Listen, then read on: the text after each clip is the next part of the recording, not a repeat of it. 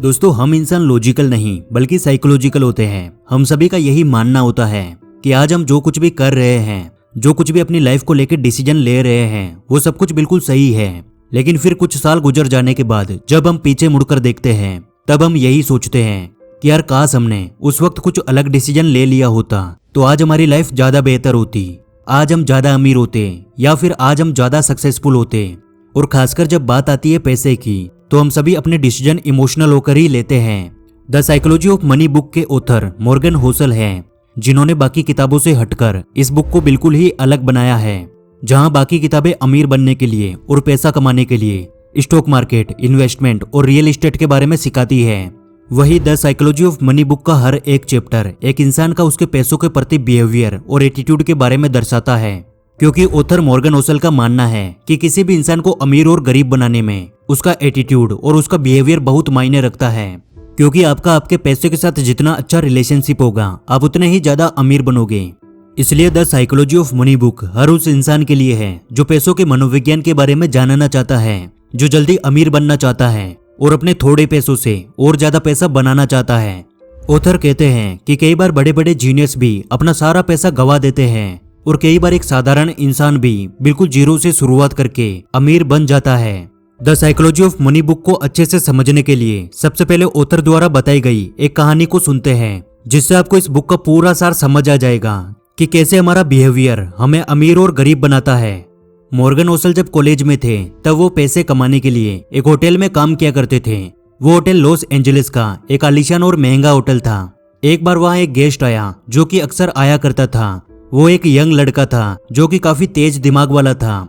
20 साल की उम्र में ही उसने कई टेक कंपनीज बनाई और उन्हें बेच दिया। यानी वो एक सक्सेसफुल इंसान था जो कि एक यंग मिलीनियर था।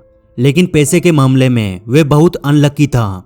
वो लड़का जब भी वहां आता तो अपने पैसे की पावर दिखाने के लिए बड़े बड़े दिखावे करता। एक दिन जब वो आया तो उसने होटल के गार्ड को अपने पास बुलाया और उसे $1000 देते हुए बोला कि जाओ इन $1000 के बदले सोने के सिक्के ले आना। वो गार्ड पास के ज्वेलरी शॉप पे गया और $1000 को सोने के सिक्के में बदला लाया। आपको क्या लगता है उस यंग लड़के ने उन सोने के सिक्कों का क्या किया होगा? उसने अपने कुछ दोस्तों को वो सिक्के दिए और सभी ने मिलकर समुद्र में वो सोने के सिक्के ऐसे फेंक दिए जैसे कोई पत्थर फेंकते हैं।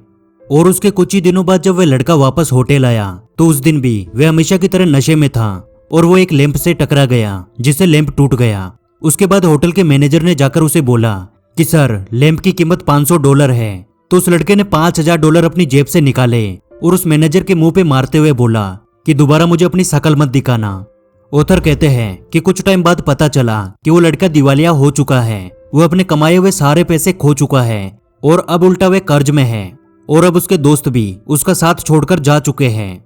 इसी कहानी के साथ ऑथर एक और आदमी की कहानी बताते हैं जिसका नाम रोनाल्ड जेम्स था। वो एक मिडिल क्लास सफाई कर्मचारी था और जब रोनाल्ड की 92 ईयर की एज में मौत हुई तो पूरे देश विदेश के अखबारों में उसी की चर्चा थी। क्योंकि उसके मरने के बाद पता चला कि उसकी पूरी नेटवर्थ 58 करोड़ रुपए की थी। अब सबसे बड़ा सवाल सामने ये आया कि एक साधारण से सफाई कर्मचारी के पास इतना पैसा कहां से आया। फिर पता चला कि वो जितने भी पैसे बचाता था उन्हें ब्लू चिप कंपनी के स्टॉक्स में लगाकर भूल जाता था और अपनी बिना दिखावे वाली जिंदगी को जीता था। और इसी आदत को वो पिछले कई दशकों से फॉलो कर रहा था, जिसकी वजह से कंपाउंडिंग की पावर ने उसके थोड़े से बचाकर इन्वेस्ट किए हुए पैसे को 58 करोड़ रुपए में बदल दिया।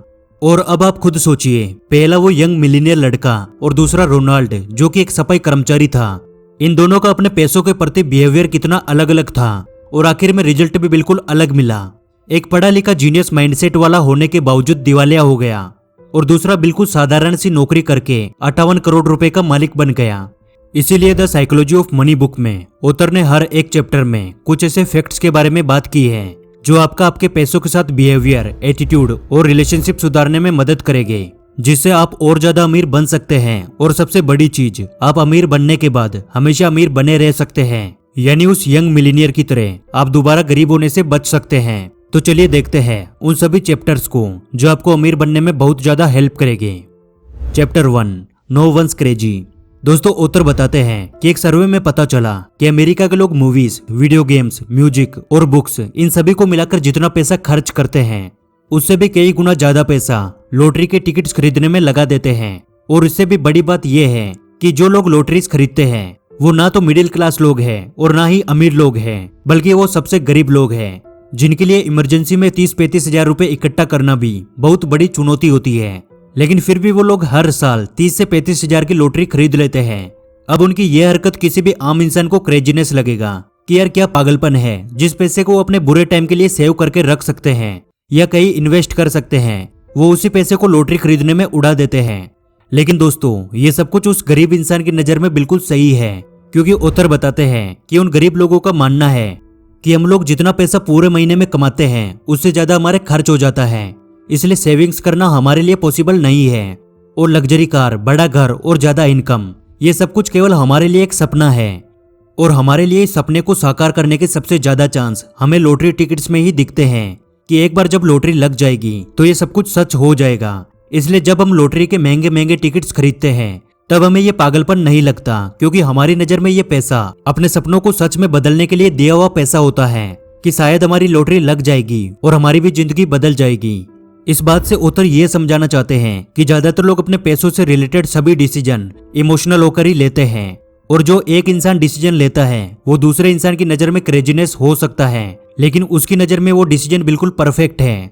इसलिए ऑथर कहते हैं कि आपकी फाइनेंशियल सक्सेस इस बात पे डिपेंड करती है कि आप अपने पैसे के साथ कैसे बिहेव करते हैं। आप अपने इमोशंस में बहकर डिसीजन लेते हैं या फिर आप पूरी कैलकुलेशन करके उसके बाद डिसीजन लेते हैं।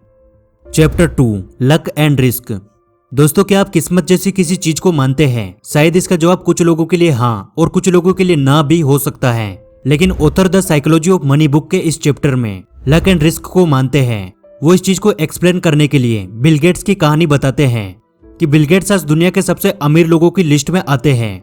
लेकिन अब हम साल 1968 में चलकर देखते हैं, जब बिल गेट्स स्कूल में पढ़ते थे। उस साल पूरी दुनिया में 30 करोड़ से ज्यादा सिमिलर स्टूडेंट्स थे, लेकिन पूरी दुनिया में द लेक साइड स्कूल कुछ ऐसे स्कूलों में से एक था जिसमें कंप्यूटर थे, और बिल गेट्स उन करोड़ों बच्चों में से एक थे जिन्हें उस टाइम कंप्यूटर का एक्सेस मिला। और बिल गेट्स खुद इस बात को मानते हैं कि अगर लेक साइड स्कूल में कंप्यूटर नहीं होता तो आज माइक्रोसॉफ्ट भी नहीं होता, यानी आज बिल गेट्स शायद इतने अमीर इंसान नहीं होते। और साथ में रिस्क को समझाने के लिए ऑथर बिल गेट्स के दोस्त केंट एवांस के बारे में बताते हैं कि उस टाइम केंट बिल गेट्स के सबसे अच्छे दोस्त थे और वो उनके पार्टनर भी थे। और बिल गेट्स खुद इस बात को मानते हैं कि अगर केंट आज भी हमारे साथ होते तो आज माइक्रोसॉफ्ट के पार्टनर होते। लेकिन केंट की स्कूल के दौरान ही एक एक्सीडेंट में मौत हो गई, यानी केंट ने उन लाखों लोगों में से वो रिस्क फेस किया जो कि किसी एक को करना पड़ता है, जिसे हम बेड लक भी बोलते हैं। इसलिए ऑथर कहते हैं कि हमारी सक्सेस में लक के साथ साथ कई सारे फैक्टर्स काम करते हैं। इसलिए यदि आप कभी फाइनेंशियली सक्सेस हो जाओ यानी अमीर बन जाओ तो यह ना माने कि आपके लिए हुए सभी डिसीजन बिल्कुल सही थे इसलिए आपको सक्सेस मिली, या फिर कभी आपको फेलियर मिले तो यह ना माने कि आपके लिए हुए डिसीजन गलत थे इसलिए आप फेल हुए, क्योंकि आपकी सक्सेस और फेलियर में आपके एफर्ट के साथ साथ और भी कई सारे फैक्टर्स काम करते हैं। इसलिए हमेशा आगे बढ़ते रहे, फेलियर्स मिलने पर उस सिचुएशन को पीछे छोड़कर आगे बढ़े, और जिस दिन आपके सभी फैक्टर्स आपकी मेहनत के साथ मिल जाएंगे उस दिन आपको सक्सेस होने से कोई भी नहीं रोक सकता। Chapter 3, never enough. दोस्तों, ज्यादातर लोगों की सबसे बड़ी प्रॉब्लम है वो किसी एक गोल को अचीव करने के बाद दूसरा गोल बना लेते हैं। यानी अगर वो लखपति बन गए तो वो करोड़पति बनना चाहते हैं, और यदि वो करोड़पति भी बन गए तो वो अरबपति बनना चाहते हैं। यानी उनके लिए इनफ नाम की कोई भी चीज नहीं होती। ऑथर इस चीज का एग्जाम्पल देने के लिए रजन गुप्ता की कहानी बताते हैं। रजन गुप्ता का जन्म कोलकाता में हुआ था। वो एक अनाथ आश्रम में पले बढ़े, लेकिन फिर भी वो 40 साल की उम्र में एक बहुत बड़ी कंपनी के CEO बने। इसके अलावा भी उन्होंने बहुत कुछ अचीव किया। साल 2008 में उनकी नेटवर्थ करीब $100 मिलियन थी। यानी ये इतना पैसा है कि अगर वो कुछ करते भी नहीं, केवल अपने पैसे को बैंक में रख देते, तो भी हर घंटे उनको 50,000 रुपए इंटरेस्ट मिलता, और वो भी दिन के पूरे 24 घंटे। लेकिन उनकी भी वही सेम प्रॉब्लम थी जो ज्यादातर लोगों में होती है, नेवर इनफ। यानी वो करोड़पति तो थे लेकिन वो बहुत जल्दी अरबपति बनना चाहते थे, और इसी के चलते उन्होंने कुछ गलत रास्ते अपनाए, अपनी कंपनी के पर्सनल डेटा को बेचना शुरू किया, और इसी के चलते उन्हें जेल भी जाना पड़ा। इसलिए दोस्तों, the psychology of money book के ऑथर ने इनफ शब्द को बहुत ज्यादा इंपॉर्टेंट बताया है। और ये नेवर इनफ की प्रॉब्लम आती है सोशल कंपैरिजन से। यानी अगर आपके दोस्त ने BMW खरीदी तो आप भी उसे पाना चाहते हो। अगर आपके दोस्त ने कोई नया बिजनेस शुरू किया तो आप भी उसे करना चाहते हो। और इसके लिए शुरुआत के चैप्टर में ही बताया गया है कि हर इंसान के माइंड में कुछ अलग प्लानिंग होती है, हर इंसान के लिए कुछ अलग फैक्टर्स काम करते हैं। ऐसा बिल्कुल भी जरूरी नहीं है जिसमें आपके दोस्त को सक्सेस मिली उसमें आपको भी मिलेगी, या फिर जिसमें आपको सक्सेस मिली उसमें आपके दोस्त को भी मिल जाएगी। इसलिए कभी भी खुद को दूसरों से कंपेयर ना करें और हमेशा अपना एक इनफ गोल बनाकर रखें कि मैं बस इतना कमाना चाहता हूँ, इतना अचीव करना चाहता हूँ, उसके बाद मैं पैसे के लिए काम नहीं करूंगा, मैं अपनी लाइफ को एंजॉय करूंगा। Chapter 4 compounding.